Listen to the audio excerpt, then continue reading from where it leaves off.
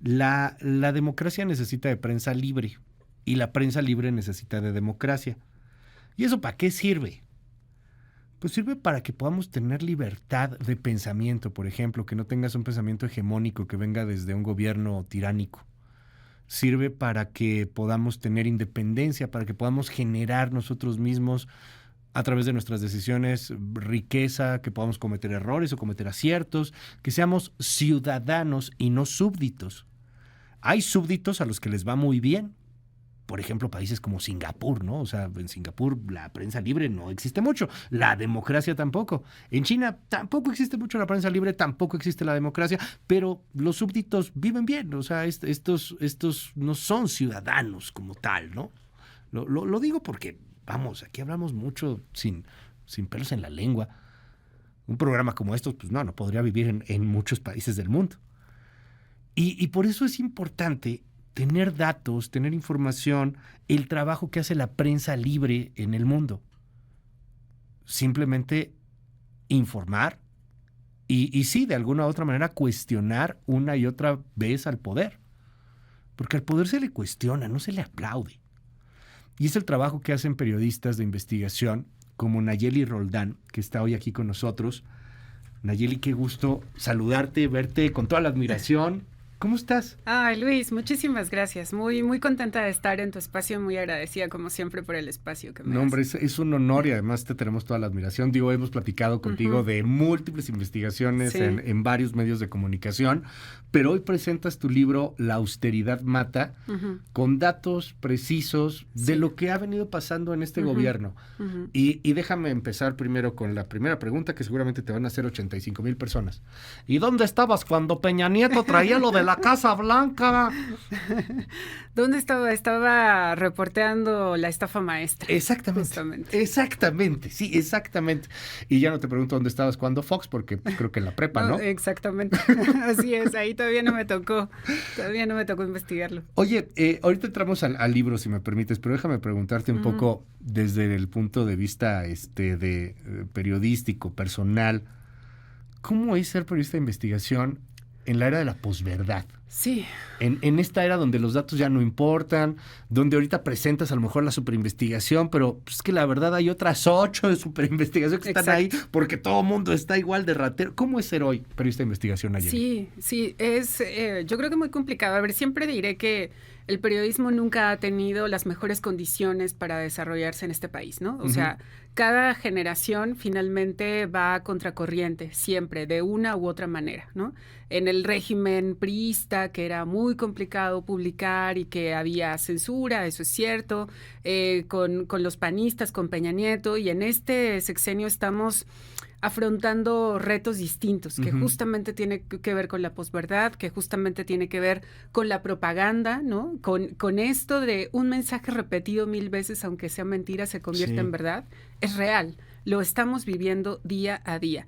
Y a diferencia de lo que pasó en el sexenio de Peña Nieto, cuando publicamos La estafa maestra, por ejemplo, vino un apoyo abrumador a Animal Político, a los periodistas que hicimos esa investigación, porque finalmente había una exigencia de rendición de cuentas hacia el gobierno en turno muy fuerte, ¿no? Había una demanda de la población por conocer la verdad, por saber qué es lo que estaba haciendo su gobierno y que en este caso estaba siendo corrupto.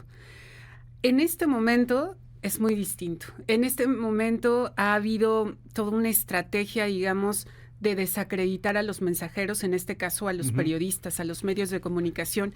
Y a partir de eso, una vez que publicamos una investigación periodística, la primera respuesta es el descrédito que se ha venido manejando previamente, ¿no? Hacia los medios, hacia los periodistas. Justo por eso es muy complicado ahora que cada vez que sacamos una investigación, regularmente la respuesta es, claro, pero ustedes son chayoteros, sicarios de la información, etcétera, estos adjetivos terribles además que se dicen en el espacio del presidente y luego se replican en redes sociales, que es lo que tenemos, digamos, al alcance para réplica inmediata con la gente.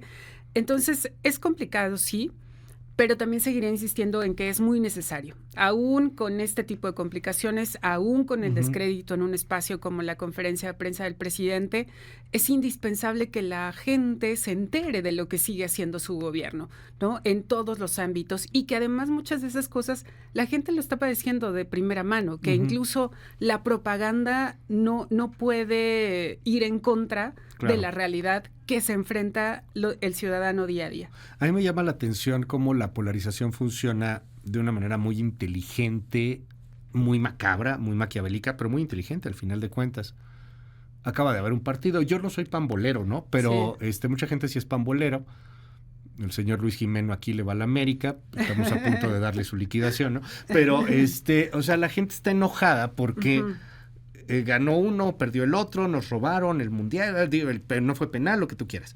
Y es el América y es el Cruz Azul. Ok, son dos partidos, son dos equipos, es algo, pues a lo mejor puede ser un poco trivial, tanto frívolo incluso, pero hoy yo veo que el gobierno juega así, te pone al PRIAN y te pone a la 4T, y entonces te hace pelear entre el PRIAN y la 4T, cuando la bronca es el Estado que trabaja para nosotros. Exactamente. Y si habría una polarización, la polarización debería de ser de los ciudadanos que le exigen al Estado. Exacto. Estas cuestiones de propaganda, digo, tú las conoces perfectamente bien porque has trabajado pues en investigaciones que incomodan a todos los gobiernos, pero no es privativo de la 4T. Exactamente. O sea, pasa con todos. Exactamente. El periodismo investiga al poder, siempre, independientemente de qué siglas, ¿no? Estén. Porque al final de eso se trata, de la rendición de cuentas, de la investigación, de quién está teniendo los recursos públicos, ¿no? Claro. La toma de decisiones, y además también algo muy importante que incluso me lo han mencionado ahora con el libro de ¿por qué ahorita? Perdón, el periodismo siempre va a ser necesario, y esta investigación me llevó un año. Está ahorita porque la acabé ahorita, ¿no? Y además también el periodismo no se coloca en los extremos, ¿no? Justamente donde nos quieren colocar a los ciudadanos siempre, tomando bando. Estás de un lado, estás del otro, estás conmigo o estás en mi contra. En este caso, el periodismo sirve a los ciudadanos. O sea, el objetivo de la información que investigamos, que publicamos, es para que les sea de utilidad a las personas. Y con base en ello, nosotros no estamos en ninguno de los dos bandos. O sea, este discurso de un periodismo militante, perdón, no. O sea, el periodismo está por los derechos, por la defensa de los derechos humanos, por la justicia, por la libertad, pero no puedes decir que militas en un partido o en un espectro, ¿no? De que nos quieren colocar siempre. Porque hoy sí hay periodismo militante. Y yo en particular, en el marco de un exceso de libertades, siempre preferiría un exceso de libertades, pues creo que se vale, ¿no? Pues ahí está el periodismo militante, y quien quiera seguirlo, pues adelante, sería mucho mejor que lo dijeran, aunque lo dicen muy abiertamente, ¿no? O sea, claramente un Lord Molécula, pues es un periodista militante, ¿no? Aunque después termina siendo, pues gracioso y haciendo un tanto de comedia, no sé si voluntaria o involuntaria. Pero quien no tiene una militancia en particular, pues parece que se queda en medio de un fuego cruzado, porque hoy hay que definir posturas. Exacto. O sea, hoy la neutralidad parece que no existe, y la objetividad, que pues tampoco es que sea ciencia de cohetes, o sea, es complicado mantener una objetividad. Pues la objetividad simplemente no está dentro de los valores que se persiguen en esta sociedad. Es radical todo. Exacto. Y justo nosotros como periodistas y el periodismo que hacemos es... No podemos encuadrarnos en eso, ¿no? O sea, en esa exigencia justo de la polarización, de ubicarse en un bando, etcétera, porque en realidad lo que nosotros decimos siempre es, hacemos periodismo, sí, ese concepto de objetividad es muy debatible, pero sí hacemos desde la neutralidad, ¿no? Y que finalmente significa acudir a los aludidos, mostrar las pruebas, que no se publique nada, ni un solo dato, ni una sola palabra que no esté corroborada, ¿no? Que no esté sustentada. Y entonces, a partir de eso, las investigaciones se dan a la sociedad las hace suyas, les sirve para algo, y hasta allí se queda también la responsabilidad de los periodistas, ¿eh? También este rollo de pongan su denuncia, perdón, no. O sea, los periodistas no nos toca denunciar ante el Ministerio Público. A los periodistas nos toca investigar y que todo lo que publicamos esté sustentado y tenga las pruebas suficientes y necesarias para justamente eso, para publicar. Pero de ahí en fuera, para eso existen el resto de las instituciones de este país, ¿no? O sea, para eso está la Procuraduría General de la República, para eso están las áreas investigadoras, etcétera. Claro. A los periodistas nos toca publicar esa información, pero luego ya le toca tanto a los ciudadanos utilizar esa información como a las instituciones. Ahorita platicamos del libro. Es un libro muy fuerte que seguramente va a incomodar a muchísimas personas. La austeridad mata, pero déjame ir rápidamente a los indicadores financieros, las 8:58. Es tiempo de creer en tu futuro. Profuturo Afore y Pensiones presenta. ¿Qué hay? Soy tu yo del futuro. ¿Escuchas eso?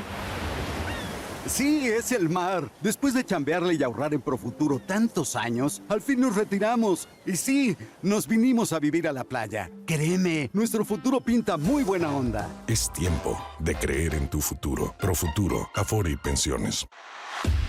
Indicadores financieros. Citlali Sainz, muy buenos días. ¿Cómo van los mercados? Hola Luis, buenos días a ti, buenos días también a nuestros amigos del auditorio. Pues hay bajo volumen de operación en la Bolsa Mexicana de Valores debido a que en los Estados Unidos se conmemora el Día de los Caídos, el Memorial Day, y no están operando en Wall Street los principales índices.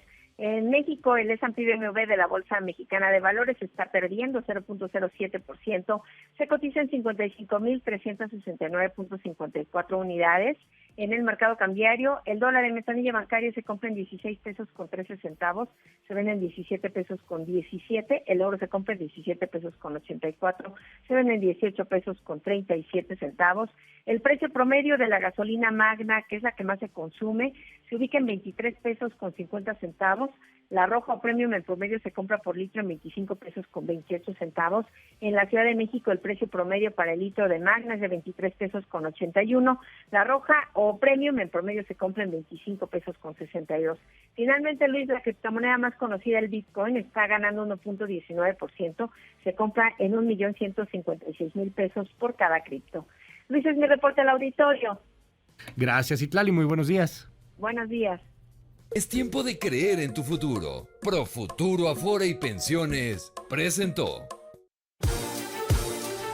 Las 9 de la mañana, desde muy temprano, le anunciamos a usted que, pues de acuerdo a lo que estaba posteando en sus redes sociales, la periodista Lourdes Mendoza, crédito a quien crédito merece, honor a quien honor merece, Lourdes fue la primera que lo hizo en redes sociales, y Lourdes decía, va a renunciar Alejandra del Moral al PRI.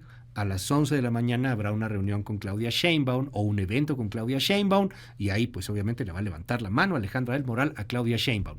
Pues ya se confirmó, ya está publicada la carta a Alejandro Moreno Cárdenas, lo acaba de publicar hace 2 minutos Alejandra del Moral en sus redes sociales y entre otras cosas dice lo siguiente: tras una reflexión profunda he llegado a la conclusión de que es momento de construir nuevos caminos, por ello he decidido poner fin a mi militancia en el PRI, sin embargo quiero dejar claro mi compromiso con el servicio público y la búsqueda incansable por la justicia social, nos debemos al pueblo y es a él a quien debemos de responder.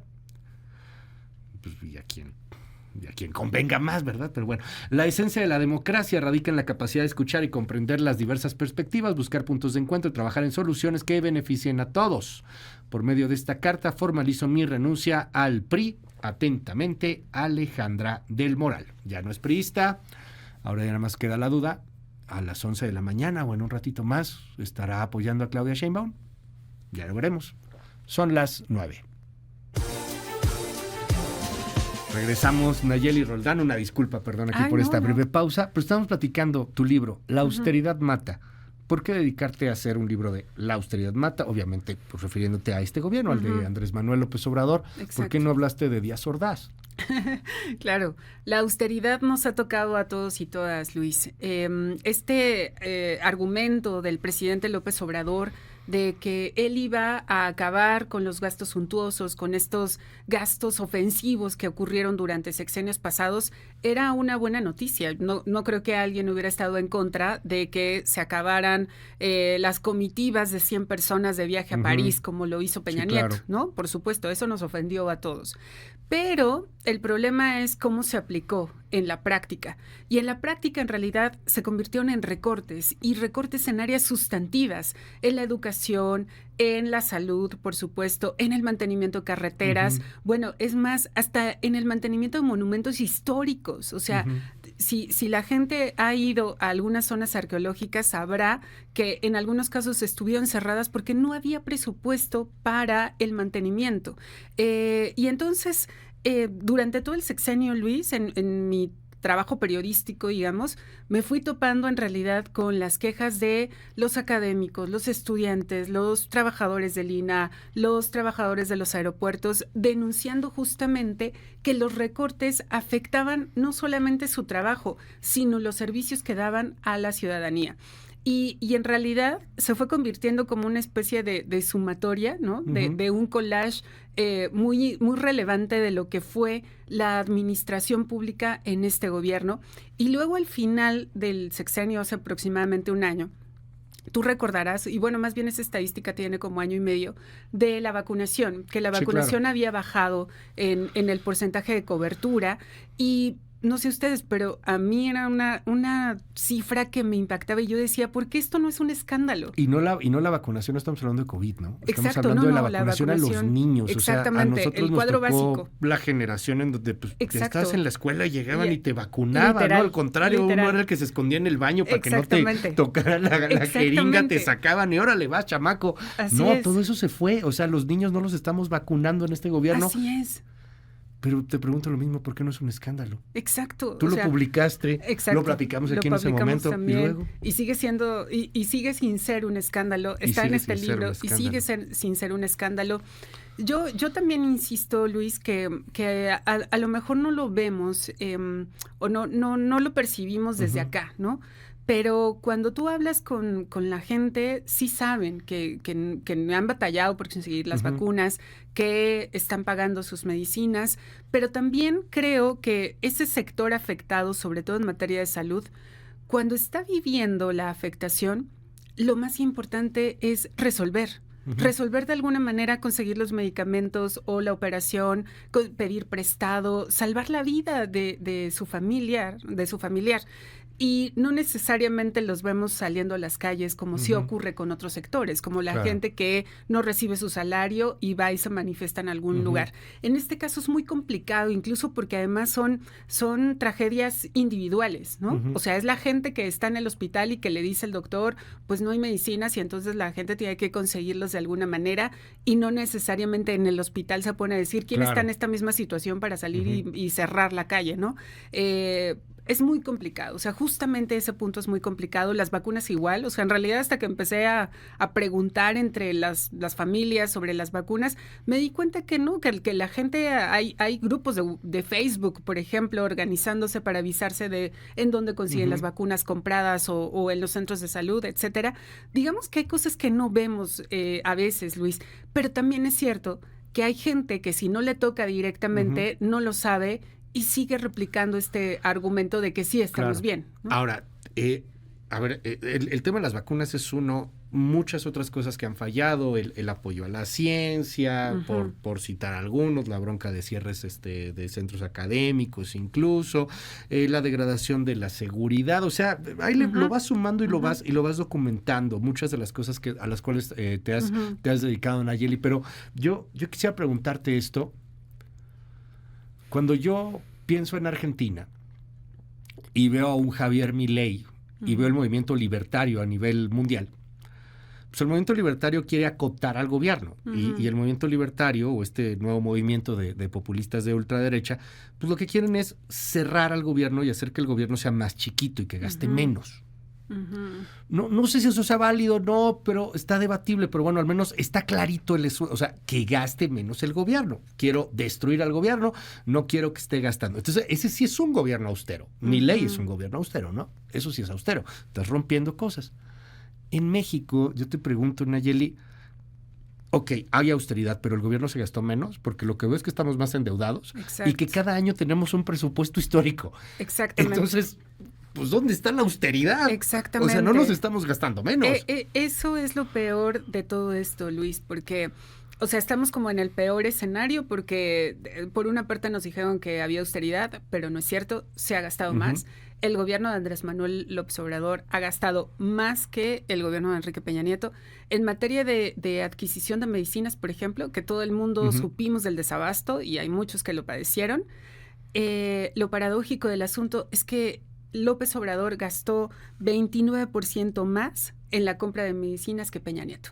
Y entonces uno se pregunta, ¿y pues que haya por qué más hay medicinas. desabasto? Ajá, ¿No? sí, exacto. Lo lógico sería, está bien que gastó más porque tendremos más medicinas. No, el problema es que lo hicieron mal, ¿no? O sea, en este intento de ahorrar y cambiar los modelos de compra durante 4 veces en el sexenio, lo que provocó es que compraron mal, compraron caro, compraron a destiempo y por eso se gastó más y se obtuvo menos medicinas. Y lo mismo pasó en otras áreas, exactamente igual. Por el intento de querer ahorrar, se termina gastando más porque como no se planea absolutamente nada, en realidad, termina costando más porque todo se hace a prisa, claro. ¿no? No es lo mismo cuadrar algo un año antes, ¿no? Una contratación, una adquisición, que hacerlo con meses de anticipación. Claro. Entonces, eso evidentemente resulta en gastar más. Entonces, y también otra cosa importante es, sí se trató de gastar menos en todos los ámbitos, excepto las obras faraónicas, sí, ¿no? claro, Las obras prioritarias del presidente. Ahí se gastó hasta 3 veces más. Tren o sea, Maya, exactamente. Bocas, Estamos hablando que AIFA, Tren Maya y Dos Bocas costaron más de 900 mil millones de pesos. 900 mil millones de pesos. Eso es más o menos como el 3% del PIB. Ponle $1 billón de pesos prácticamente, ¿no? Exactamente. O sea, 1 millón de millones de pesos. Exactamente. O sea, son cifras que no sé quién en su vida haya visto o se imagine siquiera cuánto representa, ¿no? Entonces, ahí, por ejemplo, no hubo austeridad, no hubo austeridad en Pemex, ¿no? Claro. O sea, mi punto es, en donde hubo austeridad es justo donde se supone que tenía que haber prioridades, que es primero los pobres, ¿no? Porque la gente que menos tiene son los que más servicios públicos utilizan, la salud, por ejemplo. O sea, quien tiene para pagarla no está sufriendo que no haya suturas en los hospitales o que no haya tomógrafo o rayos X, porque quien tiene puede pagarlo en otro lado. El problema es quien no tiene para solventar esas necesidades. Lo mismo en la educación y lo mismo en otros servicios, Luis. Nayeli, viene ya la presentación de tu libro, vale mucho la pena adquirirlo, está disponible ya en todos lados, está en todas las librerías. ¿Cuándo lo vamos a ver presentado? Todavía no sabemos. La fecha exacta no, pero va a ser en junio. Entonces ya ahí te avisaré también para que invites a tu auditorio y por supuesto que también para que me acompañes. Está padrísimo, vale la pena, échale un ojo. A ver, pero yo le quiero invitar a que le eche un ojo independientemente si usted es 4T o anti-4T. Si es 4T, pues seguramente va a decir que son unos chayoteros, que lo está haciendo porque le pagó a Nayeli el PRIAN y Xóchitl Gálvez está detrás seguramente. Y si es anti-4T, pues va a decir, no, claro, por supuesto, es que sí, se ha destruido el país. Es que este es el tipo de trabajos que necesitamos, periodismo de investigación, datos, para que cada quien tome la mejor decisión, punto. Ahí está. Cual. Y necesitamos mucho de tu trabajo, Nayeli. Muchísimas gracias, Luis. Muchísimas gracias a ti. Y efectivamente, aquí encontrarán datos, no opiniones, sino datos, testimonios, y justamente a partir de eso que cada quien tome sus decisiones. Nayeli Roldán, un honor tenerte en este espacio. Te lo digo con toda la admiración. Gracias por venir. Muchísimas gracias a ti. Y felicidades por tu trabajo y por esta obra también, muchas por supuesto. Gracias.